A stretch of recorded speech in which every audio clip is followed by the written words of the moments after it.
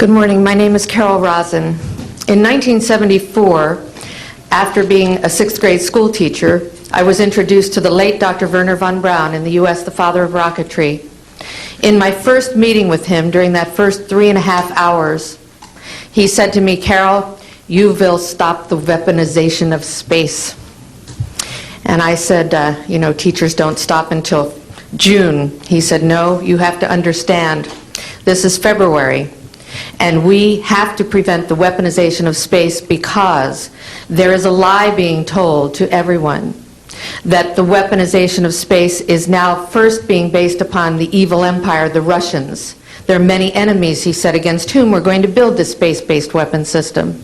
The first of whom was the Russians, which was existing at that time. Then there would be terrorists. Then there would be third world countries. Now we call them rogue nations or nations of concern. Then there would be asteroids." And then he would repeat to me over and over, "And the last card, the last card, the last card would be the extraterrestrial threat." Well, at the time, I kind of laughed when he said asteroids, and when he said extraterrestrials, I knew I wasn't going to deal with that subject. And now we hear on the news just today, this week, that they've slid in another enemy. Only this time we're going to protect our satellites. In other words, we have to have some reason to spend these trillions, to waste these dollars on a space-based weapon system, and they're all lies. This is a system, he told me, that would never protect anyone. Even back then, he talked about suitcase bombs. He talked about chemical, viral, bacterial, biological warfare, that these space-based weapons would never protect us against. And then he told me that, in fact, if you travel around the world, which I did after he died in 1977, I met with people in over 100 countries who were friends. They didn't want to build space-based weapons. I became a space and missile defense consultant, and I worked with people around the world. I became an advisor to the People's Republic of China. They don't want to build a space-based weapon system, and he told me back then that they didn't. He said, "Go to Russia. They're considered to be the enemy." I got on a plane by myself. When I got to Russia, I had a list of people that I had read out of the newspaper. Chernenko was in office then. He was the only one I didn't get a chance to meet. They introduced me to everyone when I got there. And when I got back, I said, "Oh my Lord, this man is telling the truth. There is no threat."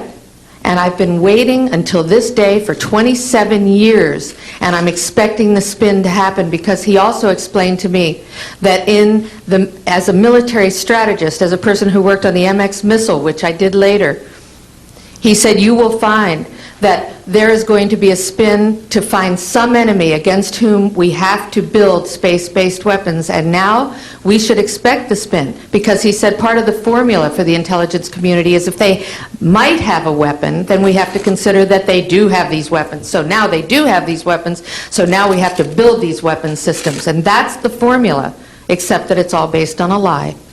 And we have witnesses here today that have shown you that these extraterrestrial beings, that these craft that have come here are now not UFOs, they're identified flying objects, and we know that they have beings in them. And we have witnesses here who have told you that they can shut down our missile silos, they can stop a rocket going into space that's a test.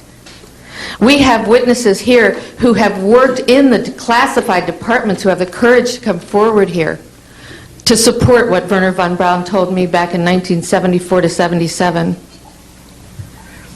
And I will testify before the Congress that when I founded the Institute for Security and Cooperation in Outer Space, which I shut down a few years ago because I didn't believe we had a chance with this huge, integrated around the world, complex weapon system, that we had any chance at all of transforming that war industry into a space industry that could provide benefits, like Dr. Greer has said, of global warming. We can end that situation of that problem. We can end the energy crisis. We can build now non-polluting technologies. Wernher von Braun used to tell me that we could have cars back then that drove around off the ground. He described this to me on beams so that we have no pollution on this planet. And we can solve the problems of the people that are urgent and potential, and the other animals and the other cultures on Earth and in space. And we can end the arms race without dislocating the industry jobs, without disrupting the economy, by transforming, Wernher von Braun told me, the war industry into a global cooperative space industry that will provide, he said, finally, more jobs and profits on this planet than during any hot or cold wartime, more products and services that can be applied directly to solving the problems of this planet. And we can have a whole planet now that lives in peace on Earth, with all the cultures on Earth, and with all the extraterrestrial cultures in space. And these are words that Wernher von Braun told me in 1974, and I will testify before the Congress under oath about everything I have said and more. Thank you.